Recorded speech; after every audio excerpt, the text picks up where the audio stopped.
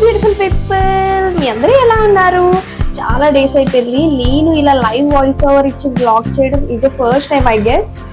చాలా బాగున్నాం మేమైతే. మీ అందరూ కూడా బాగున్నారని నేను అనుకుంటున్నాను.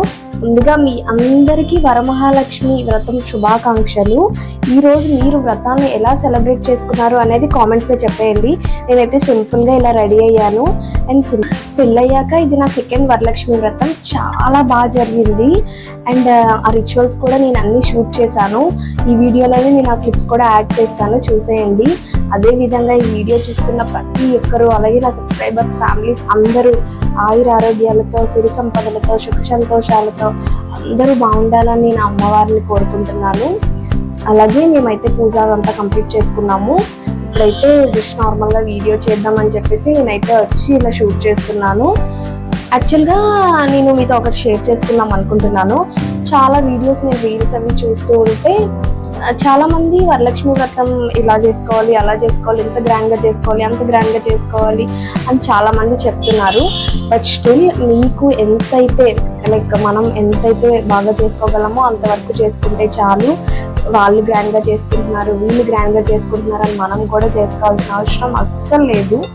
మనకి ఎంతలో అయితే మనం చేసుకోగలుగుతామో అంతవరకు చేసుకుంటే చాలు. హ్యాపీగా, పీస్ఫుల్గా, గ్రాండ్గా చేసుకున్నామా, సింపుల్గా చేసుకున్నామా అనేది అయితే ఏమీ ఉండదు. అండ్ బై ద వే, ఈ శారీ వచ్చేసి నేను ఇన్స్టాగ్రామ్లో నుంచి పర్చేస్ చేశాను. ఇది వచ్చేసి నాకు 999 పడింది. అండ్ షిప్పింగ్ ఛార్జెస్తో 1100 పడింది. నేను ఇన్స్టాగ్రామ్లో ఫేమస్ కదా, ఉషా డిజైనర్స్ పేజ్ ఇలా చాలా మందికి తెలిసే ఉంటుంది. నేను ఆ పేజ్ నుంచి ఇది పర్చేస్ చేశాను. అండ్ క్వాలిటీ అయితే చాలా బాగుంది, నాకు స్పెసిఫిక్గా నచ్చింది. ఈ వరలక్ష్మి వ్రతంకి నాకు పట్టు టైప్ శారీస్ అవి లైక్ రేప్ చేసుకోవాలని లేకుండే. ఇప్పుడు వెదర్ కూడా బాగాలేదు కాబట్టి నేనైతే సింపుల్గా ఈ ట్రాన్స్పరెంట్ శారీనే వేసుకున్నాను. అండ్ చాలా బాగుంది. లుక్ ఎట్ క్వాలిటీ, ఆ ఫ్లవర్స్ చాలా బాగుంది. నాకు స్పెసిఫిక్గా చాలా నచ్చింది. ఎవరికైనా పేజ్ డీటెయిల్స్ కావాలంటే కామెంట్ చేసేయండి. ఇదైతే ప్రమోషన్ అస్సలు కాదు. లైక్ నేను ఎజియోలో, మింత్రాలో కన్నా, బయట తీసుకునే కన్నా ఏమైనా ఇన్స్టాగ్రామ్లో పర్చేస్ చేస్తే నాకు మీతో షేర్ చేసుకోవాలనిపిస్తుంది. సో దట్ మీలో ఎవరికైనా యూజ్ అవుతుంది కదా అని చెప్పేసి నేనైతే సింపుల్గా ఇట్లా, చాలా బాగుంది, మీకు కనిపిస్తుందని అనుకుంటున్నాను. ఇట్లా రెయిన్బో అండ్ ఫ్లవర్స్ థీమ్ వచ్చింది, చాలా బాగుంది. And transparent fancy. నేను ఈ ఫెస్టివల్కి కట్టుకున్నాను, కానీ ఇది జనరల్గా పార్టీస్కి అయినా ఆరెంజ్ నార్మల్ టెంపుల్స్కి చాలా బాగుంటుంది. You can definitely try in the place. Quality చాలా బాగుంటుంది. ఇది ఎలాంటి ప్రమోషన్ కాదు, బై ద వే. మీకు ఎవరికైనా యూజ్ అవుతుంది కదా అని చెప్పేసి నేనైతే షేర్ చేస్తున్నాను.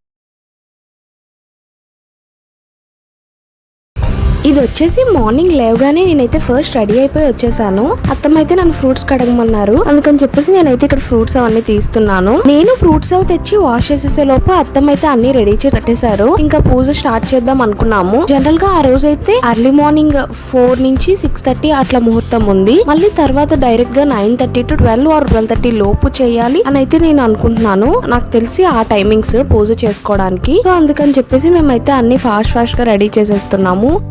చాలా మందికి కలసం పెట్టుకునే ఆన్వాయితీ ఉండదు, కానీ మాకైతే కలసం పెడుతున్నాము. మేము ప్రతి ఇయర్ పెడతాము. అందుకని చెప్పేసి కలసం అవన్నీ అత్తమ్మ రెడీ చేసేసారు. అండ్ ఇంకా పూజ స్టార్ట్ చేయడమే లేట్.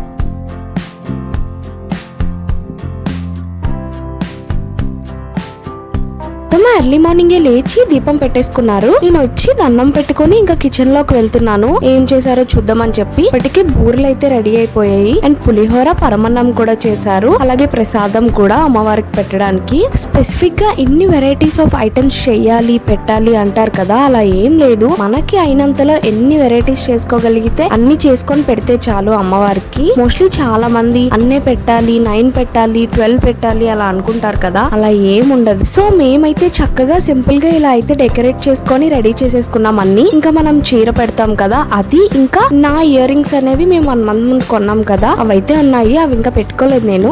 అవి అమ్మవారికి పెట్టేశాము. ఇంకా మేము రూపు కూడా కొన్నాము. అది అమ్మవారి పటానికి మనమైతే పసుపు తాడుతో కలిసి అదైతే వేసాము. అండ్ పూజ అయితే ఇంకా స్టార్ట్ అయిపోయింది. ఫస్ట్ సింపుల్ గా పూజ చేసేసి ఇంకా కథ అయితే నేను చదువుతానని చెప్పాను. సో అత్తమ్మ ఫస్ట్ మంత్రాలు అవన్నీ చదివేసి పూజ చేసేసి నాకైతే ఇంకా కథ చదవమన్నారు. చెప్పారు. ఇంక ఇప్పుడైతే స్టార్ట్ చేస్తున్నాను. జనరల్ గా నేను ఇది సెకండ్ టైం వరలక్ష్మి వ్రతం నేను చేసుకోవడం.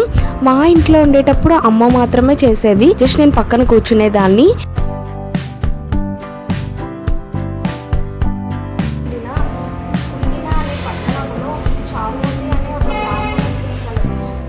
ఈ ఇయర్ అనే కాదు, లాస్ట్ ఇయర్ కూడా నేనే కథ చదివాను. అండ్ కథ అయితే పూర్తయిపోయింది. పూర్తయిపోయాక మనం ఇంకా హారతి ఇస్తాం కదా, లాస్ట్ లో మంగళహారతి అనేది మనం ఇస్తాము అమ్మవారికి. అప్పుడు అమ్మ కథ చదువుతుంటే పక్క నుండి చిరాకు పడే వాళ్ళం. ఇప్పుడు పెద్ద అయ్యాక కథ చదువుతూ మనమే పూజ చేయడం అనేది నిజంగా డివైన్ బ్లెస్సింగ్. అసలు నేనే నమ్మలేను. ఒక్కొక్కసారి అయితే చాలా ప్రశాంతంగా పీస్ఫుల్ గా అనిపిస్తుంది. ఇంతకీ మీరు ఈ ఇయర్ వరలక్ష్మి వ్రతం ఎలా సెలబ్రేట్ చేసుకున్నారో చెప్పేయండి. అలాగే వీడియో అయితే ఇక్కడితో అయిపోయింది. మీకు ఈ వీడియో గనుక నచ్చితే do like, share and subscribe to my channel Soumya Himanth official. Bye bye.